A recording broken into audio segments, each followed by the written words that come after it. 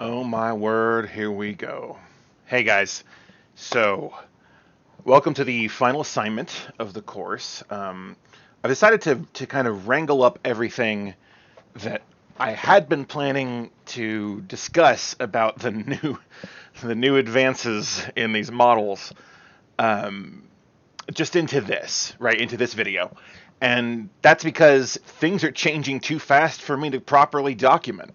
But what we're going to do today is we're going to, I mean, overall, the idea is to set you up for assignment 3, right? But we should talk a little bit about, what's going on with ChatGPT, something about GPT-3 versus 3.5, which is behind ChatGPT, and then a little bit about GPT-4, which we'll have some demos with here in a minute. Um, I'll demo some basic interactions with ChatGPT. I'll give you a more advanced use case using GPT-4, and then also just a quick rundown of what the assignment is. And I'm going to have to give you a pretty stern warning about academic integrity. Don't use this in your other classes, you dummies. So the idea here. Okay, why are we even talking about this? The bizarre situation that we find ourselves in is that the world has been introduced to some of the most powerful AI models ever to exist quite suddenly. And they are doing things that we have never really expected them to be able to do. So let's start with what's going on. What is ChatGPT even? And I can show you a example of what ChatGPT is. So we're going to go with the old school one. So if you go and you sign up on, I think it's chat or no, if I OpenAI.com. OpenAI is the company behind the GPT models, right? You can go here. You can sign up for their chat system. Let's see. I guess I don't know if we can go to product. ChatGPT, right? Now I'm already logged in and everything. I have a bunch of stuff here going on. You can see a whole bunch of ideas here. Whatever. You can see what I've been messing with.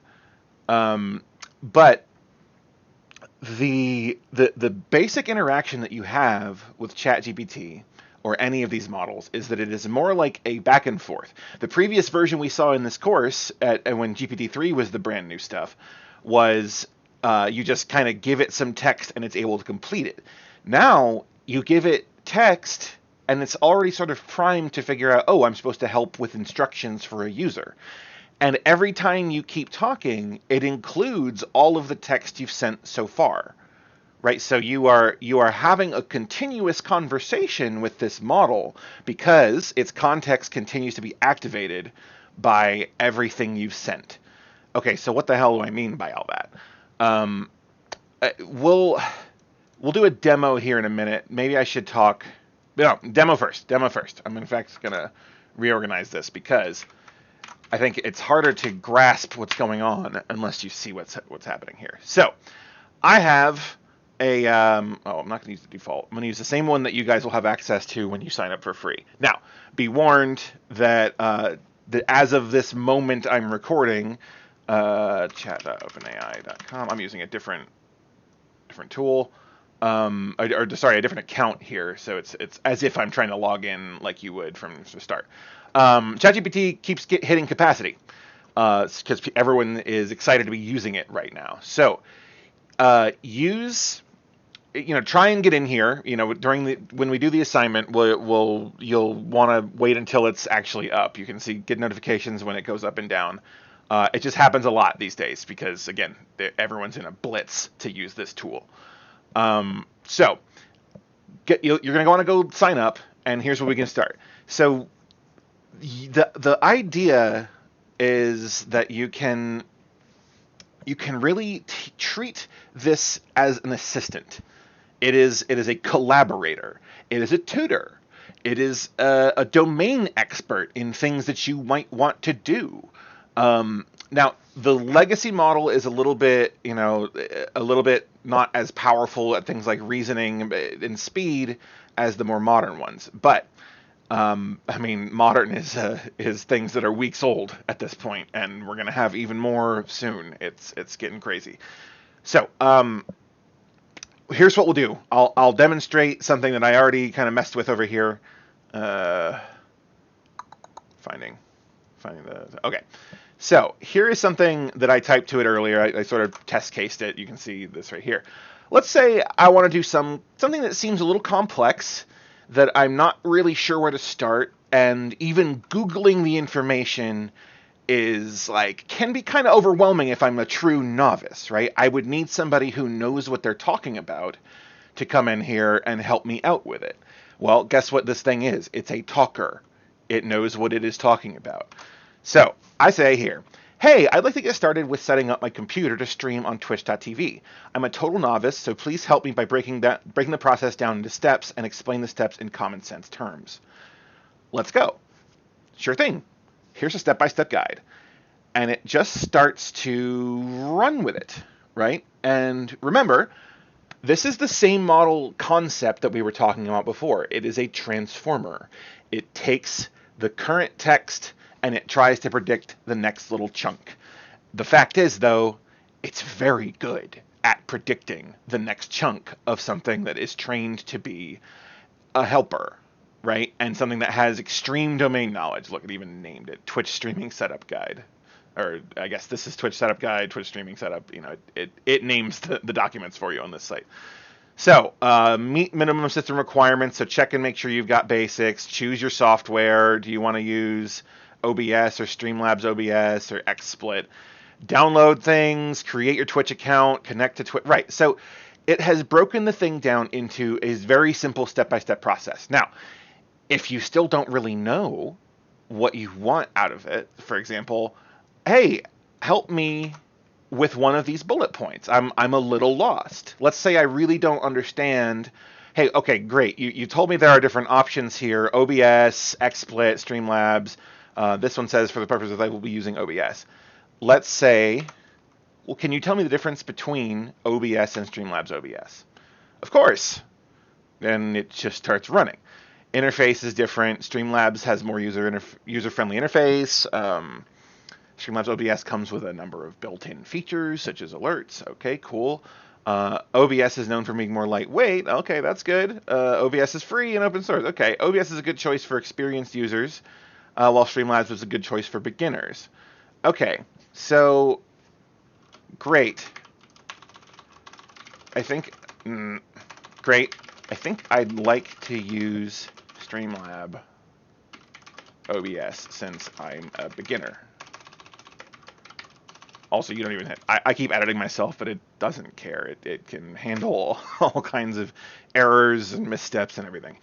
So, okay, I think I'd like to, since I'm a beginner, can you walk me through the process of installing Streamlabs OBS? Sure, another step-by-step guide. So you download it from the site. Now, that may or may not be the current actual link. The older models are trained on data from, I think, 3.5 gets up through early 2021, maybe not even. So things can fall out of usage, but it gives you kind of the basics, right? And again, it's doing this one little step at a time, and I'm asking it to sort of please explain these steps to me in sort of common sense way.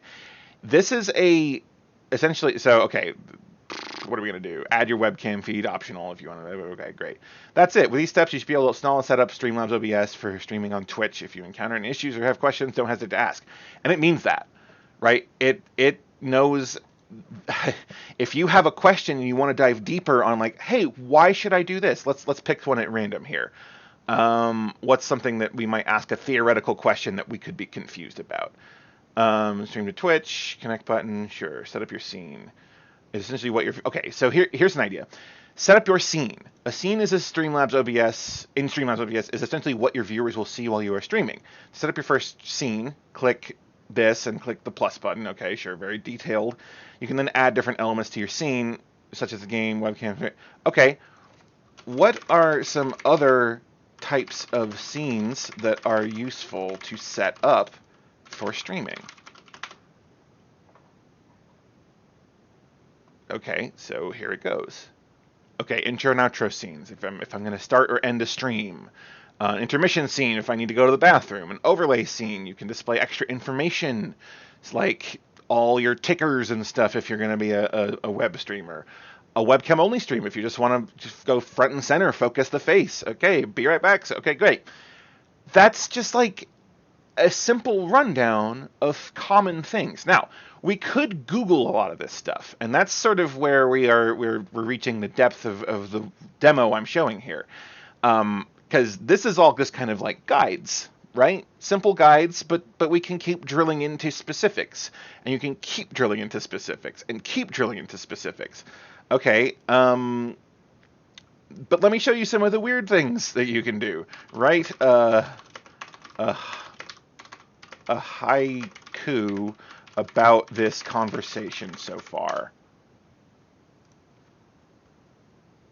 Okay, streaming setup guide, step by step, we walk through. Step by step, we walk through. Ooh, it failed. It tried. Twitch, OBS, and more. Twitch, OBS, and more. That's also 6. Streaming setup guide, that's 5. All right. Try again. You didn't get the right number of syllables per line. Remember, it's 575. Streaming setups path. Clear steps we go through together. Oh, that's 8. All right, OBS and Twitch both. Okay, write 10 haikus. Streaming on the net, bringing joy to all who watch. Games. Wait. Games and laughter flow. Hey, there's a good one. Setting up the scene. All elements in place now. Good, that's good. Stream begins, we go. All right, and it just does. It just does. Now, remember, this is the oldest. These are the older model right now. There is a more advanced GPT, ChatGPT, and then there's also GPT-4, which we haven't even broached yet. And let me tell you, it's a different world. So here's another thing you can throw in there. Critique streaming journey start, bringing joy to all who watch, games and laughter flow. That's similar to the first one. I mean, I would kind of run out of ideas too by the 10th one. You're doing all right, bud. This is a similar one. So here's another idea. Critique the 10th haiku from 3 different perspectives. A teenager who just learned about haikus, a software engineer with no understanding of haikus, a master Japanese poet offering insights into the craft. Teenager. I really like the flow of the last haiku. It's easy to read. Great. Simple. Cool. Software engineer with no understanding of haikus. From a technical standpoint, the syllable count is correct and the words are grammatically correct. However, I don't have a lot of context for haikus and the meaning behind them, so I can't really offer much critique. That's smart, right? From that perspective, why would you? A master Japanese poet, okay, the structure is correct. 575, the theme of a journey is a common one in haiku and can be a powerful way to convey a sense of movement and change. However, the language in this haiku is somewhat generic and lacks the specificity and sensory detail that is often found in great haiku. Additionally, the last line feels somewhat redundant with the first line, and the overall impact of the haiku could be stronger if the poet found a more unique way to express the ideas. Okay, write a haiku about the 3 critiques of the last haiku. 3 critiques given, haikus meaning they seek words, harmony, craft. Okay. I think you by now must be getting some of the picture here. This is a lot of very advanced processing, right? It's not just kind of stabbing in the dark. It's not an Eliza chatbot. You know, we are no longer in Kansas, as Dorothy might say. So this is a tool. This is a collaborator. This is something that can help you to achieve things. It's not just a toy.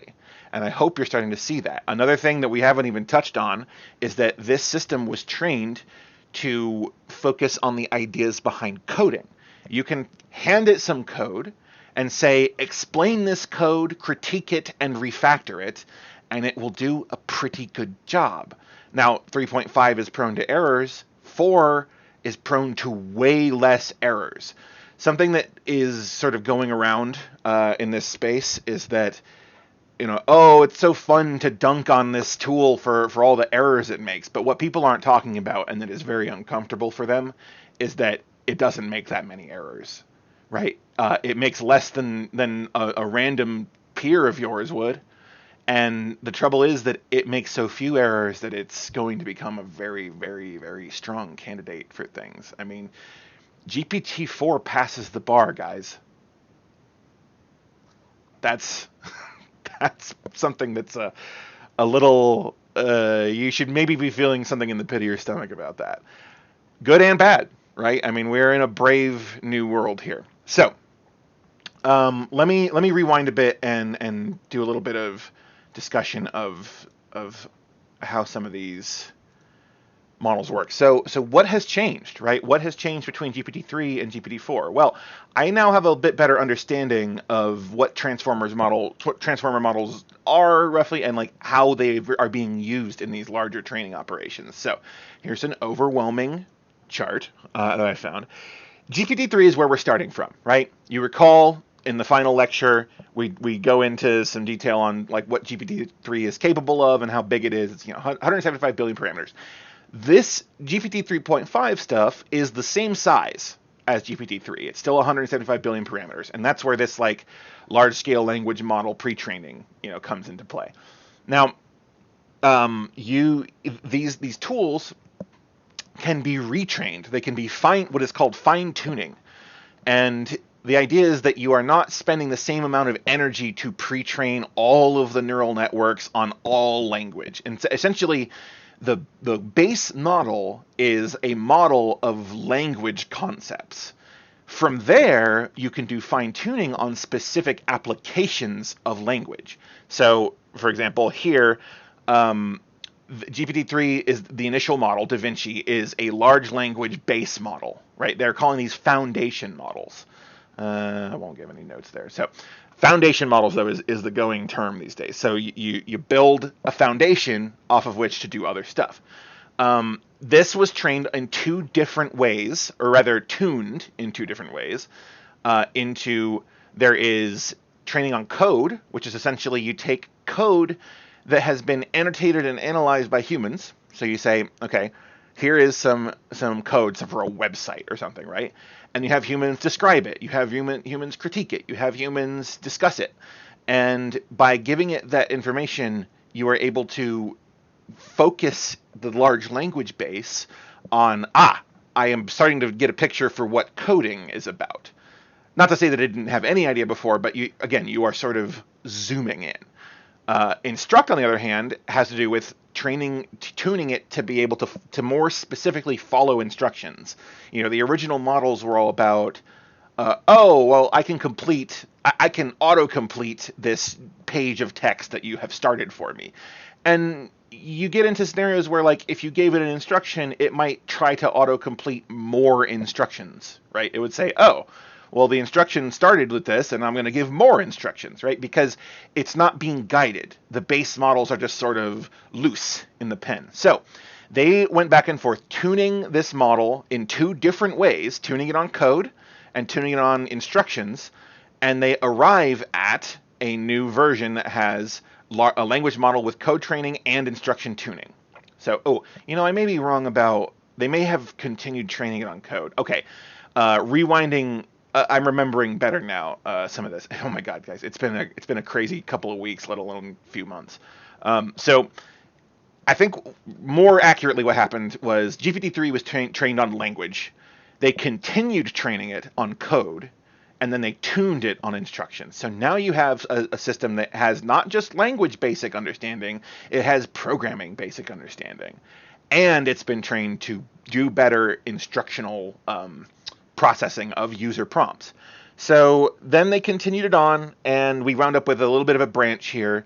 There is a version that's Da Vinci. The 003 it's basically text completion as we saw it in GPT-3. It's just better now, right? And then we have chat. And they are, two branches of the same thing. The chat model is designed a bit more to be doing what we're doing here, right? It takes in every time that we give it context, it's getting all of this. So for the duration of your conversation with it, it remembers, in quotes here, it remembers what you're talking about. It remembers what it said. It remembers what you said. And that's how I can do things like critique the 10th haiku. It's not going to start over. It knows what, quote, the 10th haiku means because the context is here. It didn't go to the first one that we did. It didn't go to the first haiku. It knew we wanted the 10th haiku. And then we had this breakdown. So, okay, that's the idea for 3.5. And it is in an incredible place, right? This is where all the excitement is coming from in terms of like the broad appeal. And this is why like GPT 3.5 is, or the ChatGPT interface is down right now, right? People are all over it. And then we get into GPT-4. And to be perfectly honest, I'm not even sure where to begin. And I think the struggle is GPT-4 is where GPT 3.5, 3 and 3.5 are about 175 billion parameters, right? We talked about this before. Parameters is the number of weights in the neural networks, i.e. the connections, right? If you think about how many connections are in certain animals' brains, well, we're arriving at those numbers now. The new thought is that GPT-4 is more like 1 trillion parameters. Now, that's not all that's involved, right? There is the concept of complexity and data quality, right? The bigger complexity models, the more parameter models, have more space to encode more interesting abstract things given more data. And that's really what this thing is doing. So you wanted me to show you something that it can do. Let's talk. Let me actually pull up. What? I know the wrong website. I know I'm off screen right now. I'm just trying to find it before I pull it up. Oh, it's platform.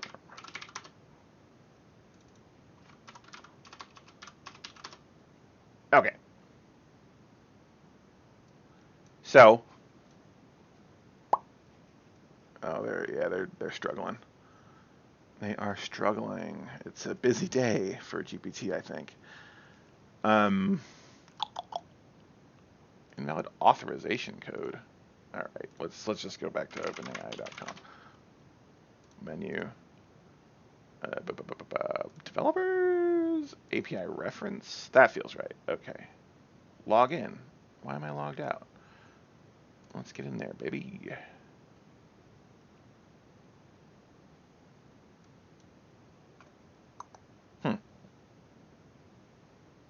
I don't want to have too much dead air here. Well, let's figure it out. No, we don't need to figure it out right now. How do I demonstrate this to you? I do have, I guess, I saved it in a text space. Yeah. Bear with me. It's like a classic lecture, isn't it?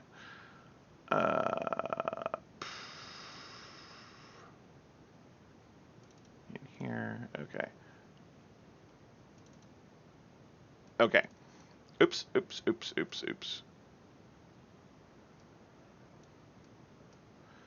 So,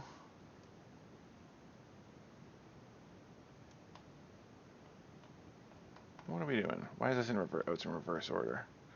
That's annoying. Ugh. Hang on. Okay, back. Ran into a bunch of logging issues. Something's going on with their whole setup. But here we are. So I'm gonna do. I was gonna show a history of what I did for a specific thing with GPT-4, but we've sort of run out of. The history of the thing I did is gone, so that's okay, because I'll still explain it conceptually. So, here is the use case that I want you to consider in terms of what this thing can freaking do. Let's look back to assignment 2. Yes, assignment 2 is our rules-based chatbot. I give you the rundown. I talk about like what we're gonna do. I tell you there's a video you should watch. Blah blah blah. There's some assignment requirements. Well, assignment requirements, and ultimately it's me giving a quick back and forth about what you ought to do. Right. Here's a suggested program structure. I give you tips. I tell you what to submit on Brightspace exactly, and I give you programming tips. And some of these are just like general tips, like remember play. Playing with the code is good, back and forth. You don't have to work linearly. Learn by breaking. There's no such thing as magic. Okay, these are like my motivational tips, right? This encapsulates a lot of my teaching style, right? The organization of this program, that's program. It is a program because it is ultimately under the hood code. Yeah, it's a website. It's a simple little website, but it's also got a lot of my ideas here. It's got my voice in it, and so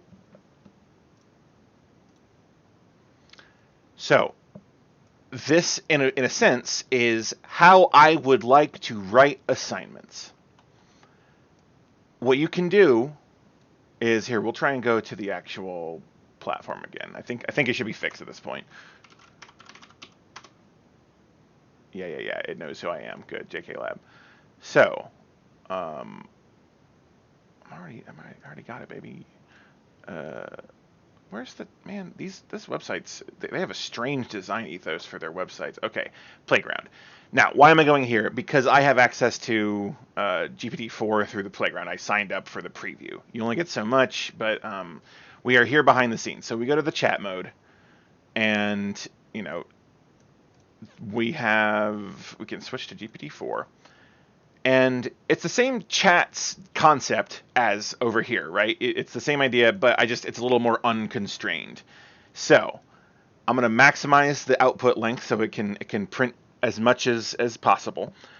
And what I'm going to do is I'm going to ask it, hey, I'd like to write the third and final assignment for a course, a cognitive science course about computational language models.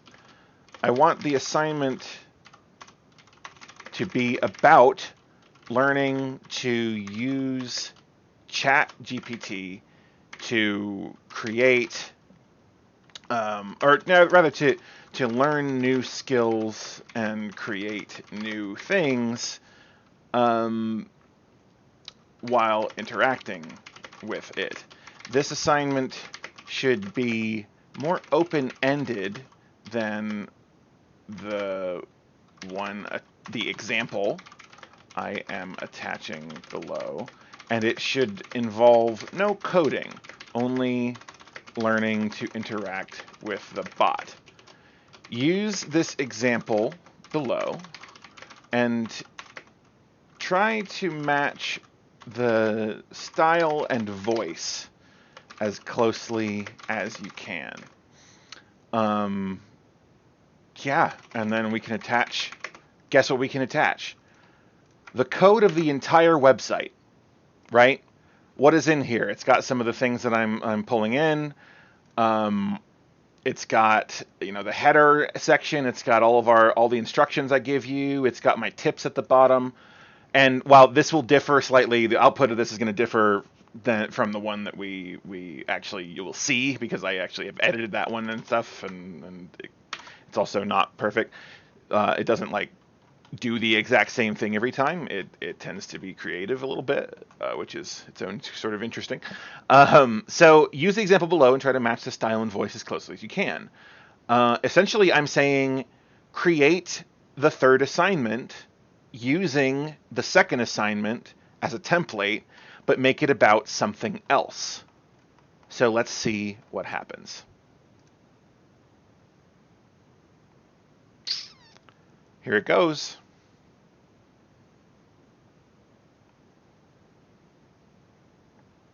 And it's going to take a minute. and we can just talk about what's going on, right?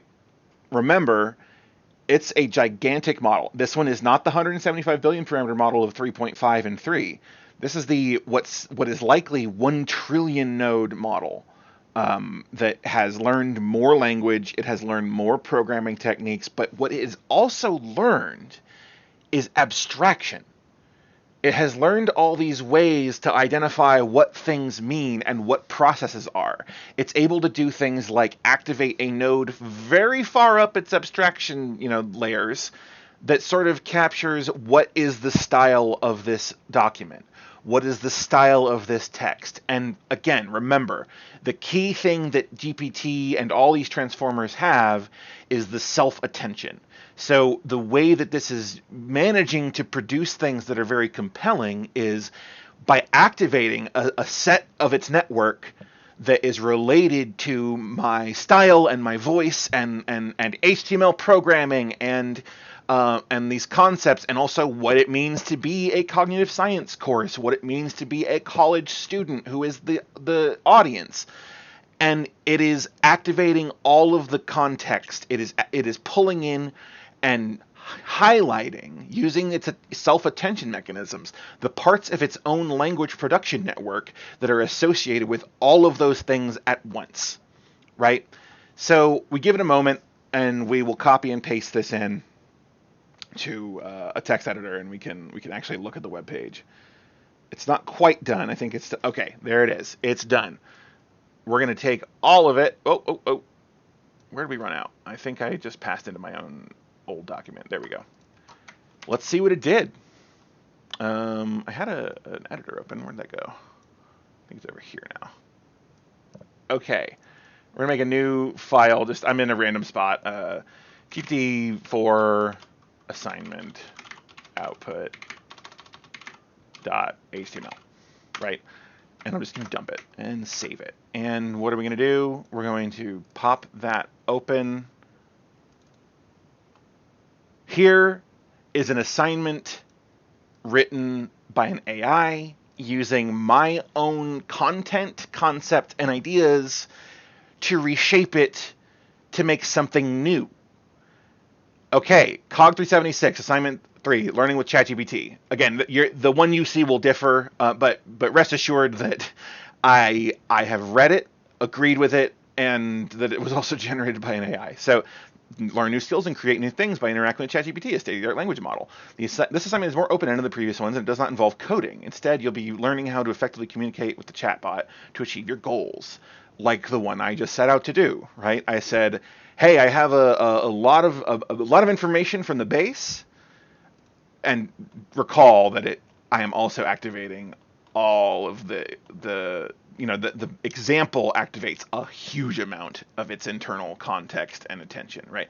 Okay, in this assignment, you'll explore the potential of ChatGPT as a tool for learning new skills and generating creative ideas. Assignment requirements: learn a new skill. So choose a skill or topic you're unfamiliar with, like we did earlier with Streamlabs, right? Guide you through it. This could be anything from cooking to a new recipe, right? I mean, it's giving you tips on what you could do.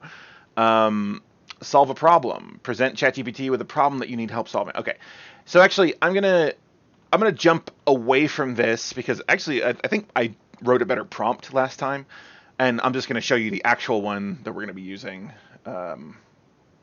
So here's assignment 2, and here's the output for assignment 3. And so, right, let's close this toy example version and get the one that I had a bit more back and forth with. I said, hey, now add this section. Hey, now change this. So now let's actually do a rundown of first of all, what the assignment is, but we're also going to talk about what GPT-4 has managed to produce right here in front of our eyes, essentially, or at least the old version of it. So, conversation with ChatGPT, right? Familiarize yourself with it and its capabilities, right? So you're going to do what we've been doing since the start of this video. Okay, so no coding, right? You're just going to figure out how to use this dang thing. Now, before you begin the assignment, I had to have it go back and add. I was like, hey, they probably don't know how to start. So, sign up for an account. It didn't know the website. I gave it the website. You know where it is now. You log in, explore the platform, learn about it, blah, blah, blah. So the assignment requirements are choose a specific task or topic that you want to learn or improve upon, right? I think that we've covered enough how you might do that, related to a programming language or cognitive science concept or anything, right? Maybe you want to learn how to run your own neural networks or something. I guarantee you within the space of a day, you will have one running. That's bizarre. Okay, now here's something I added that is my human language. Don't choose something like write my essay for a course. Are you kidding me? We're in murky territory, right? Authorship, ethics, and all that stuff, we're in the middle of some weird upheavals of that. It's a gray area. For now, don't do things that constitute plagiarism, you dummies. If you screw around and you get in trouble, I will throw up my hands and say I warned them, right? You are on your own if you go and get yourself in trouble with a course using this tool. You know better than to sink yourself right now. So that's not to say that you're in major danger. And in fact, I think that this is all going to soften as time moves on, right? I mean, this is like saying, well, you can't use calculators to do important math. Like, why wouldn't I use calculators to do important math, right? I would write a program to do the math for me. I would not try and force my stupid brain to produce the correct answers on things that are a struggle. Okay, so that conceptually, just beware. Pick something that you are curious about, not something that you have to finish tomorrow. Write a set of prompts that engage in conversation with ChatGPT, right? So the idea is that you're trying to go back and forth to get information and guidance from the AI to help you learn new skills and complete your chosen task. Make sure to explore different ways of phrasing your prompts and questions to see how it responds, right? And at the end, I want you to write a reflection, right? Analyze how well it went, how good was the information provided by the AI. And again, it's totally fine to point out the things that it does wrong. In fact, one pitfall of these tools is that they can sometimes sound confidently right when they are actually confidently wrong. And that is something that is actively being worked on. So make sure to check some of your sources if it really seems fishy. Or if you try to do a thing and it breaks, you can go back to it. But tell it explain how well it helped you learn whatever task you chose, right? So what to submit: a description of what you're trying to do, a transcript of the conversation, copy and paste, right? And a reflection on the conversation, discussing the quality, blah, blah, blah, that we just discussed above, right? And some assignment tips, right? So these are the ideas here. Be clear and concise. If you're trying to make sure your questions are somewhat straightforward and easy to understand, because remember, ultimately, this is a system trained on an understanding of human language. Not only English, but we'll just say it speaks English, right? It speaks English. You're going to go back and forth with it as if you are talking to an entity that speaks English. Now, at this point, the only people you've done that with are people. The only things you've ever done that with are people. Map that, right? Treat this system as a tool that will understand the instructions you give it, and it will make the same kinds of confused errors that if you are not clear as if you were interacting with a person, right? Like if you forget to include an important word in the instruction, a person wouldn't know what to do with that, right? Okay, don't be afraid to rephrase, right? If you're not getting what you're trying to find, try rephrasing, using different words, right? Remember that the whole point of this is that you're activating the context inside this gigantic model. Keep it focused. So you can have tons of different conversations, but remember what I said before about how... log in, but man, okay, it's because I had to clear my cache to fix the problem earlier. I just wanted to show you. Yeah, I know, dog. I know, buddy. Okay, so remember this conversation about setting up a Twitch chat system, not chat, Twitch, Twitch streaming setup, is just one context, right? And so this conversation keeps your context the whole way through. But if you start a new one, it won't remember what these haikus are. It doesn't remember that you were talking about Twitch. It doesn't have that context anymore. It only has what you have at the start. So that idea being, keep the conversation focused. And also be patient and persistent. It takes some trial and error to start to understand the new task in front of you, right? We are writing back and forth English conversation with a bot that, that's not something we've ever done before. So trial and error is important. Try things, try different things, open new chats, start over. I mean, this thing has so many weird capabilities that we're only just beginning to scratch the surface of understanding. And again, this is only 3.5 that you're going to be interacting with. 4 has the insane capabilities that we've already covered. So, I mean, the future is coming fast and it's coming hard, and we gotta figure this out. Like it's on its way. So don't sleep on this stuff. You need to start interacting with these tools so at minimum you understand them, let alone if you're going to use them in your future. So, and I've already done the terse warning, but yeah, like don't use this to complete things that other courses are requiring. In fact, maybe that's the best way to put this. Only use GPT in a course when it's being explicitly asked or permitted, like I'm doing here. My hope is that, didn't mean to double click, my hope is that in the future, it will become more and more obvious, right? But more and more obvious to people that this is a useful tool for getting things going, for being a private tutor, for being it's an infinitely patient domain expert who can tutor you and collaborate with you at the same time. We've never seen that before. So, welcome to the new bizarre world. And in case you have forgotten, in case me going over this lulled you into a false sense of like, oh yeah, this is all what people wrote. I didn't write this. I wrote this part, and I changed this link, and I think that's it. Now, I still stand beside this, right? Because the reason I sat down with this was, first of all, to demonstrate it to you. It's a complex task to sit down and write an assignment. But also because, I don't know, I didn't really want to do all the basic restructuring and being like, let me write all the HTML to make this happen. Let me do the headers again. Let me come up with some tips. It came up with all of that stuff in my style. That's weird. It gave tips about how to interact with a chatbot that are correct by my experience. It knows that you're going to need to be patient and use trial and error because that's where we are. So, yeah. I mean, this is a crazy space.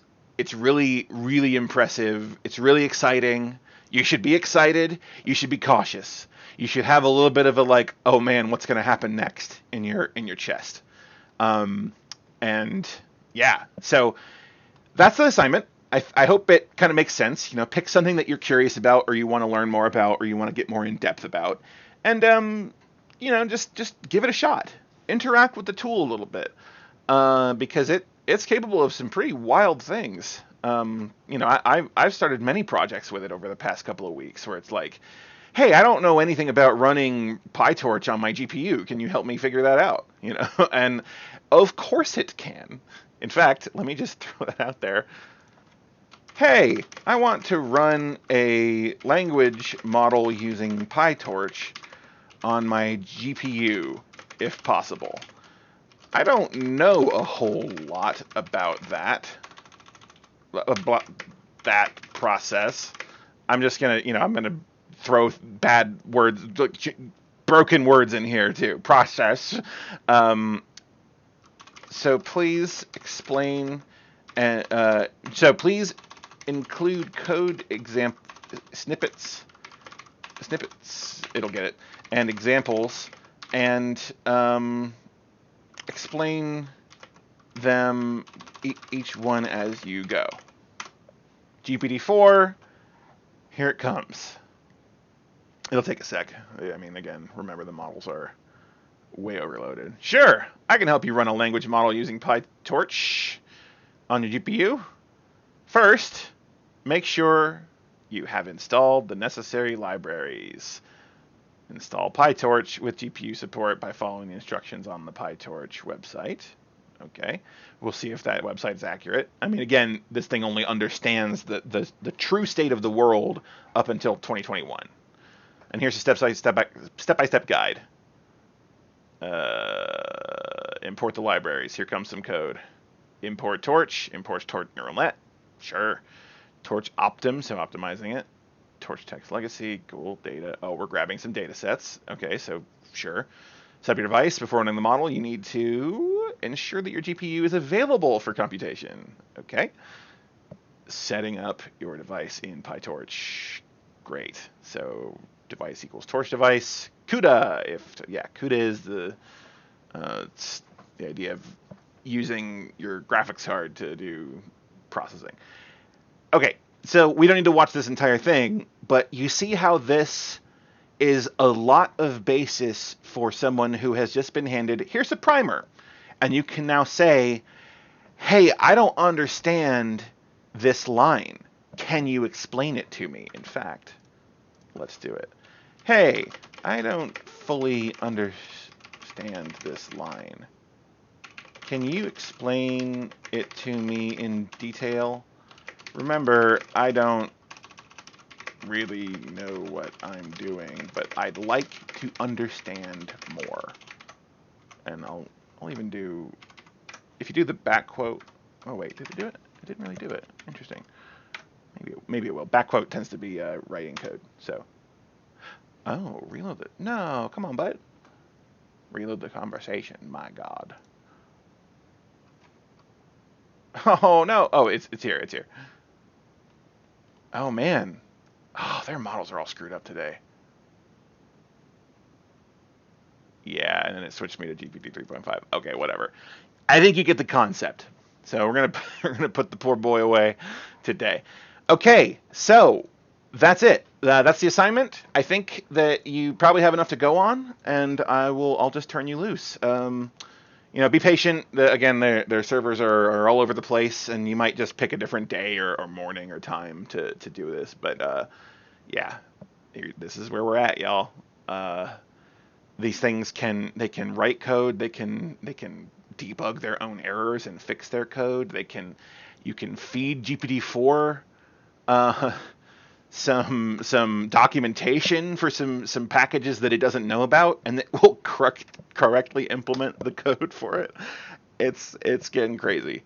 I'll also throw up a couple of other videos in this module, just because there's a lot of interesting stuff going on. So things that can help you sort of digest the current state of GPT and all large language models and such. So look forward to those if you're curious.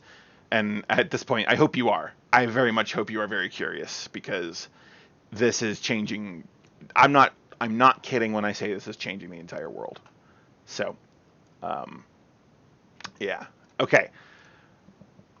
Godspeed, and I'll look forward to seeing what y'all have learned using this weird collaborator. Take care.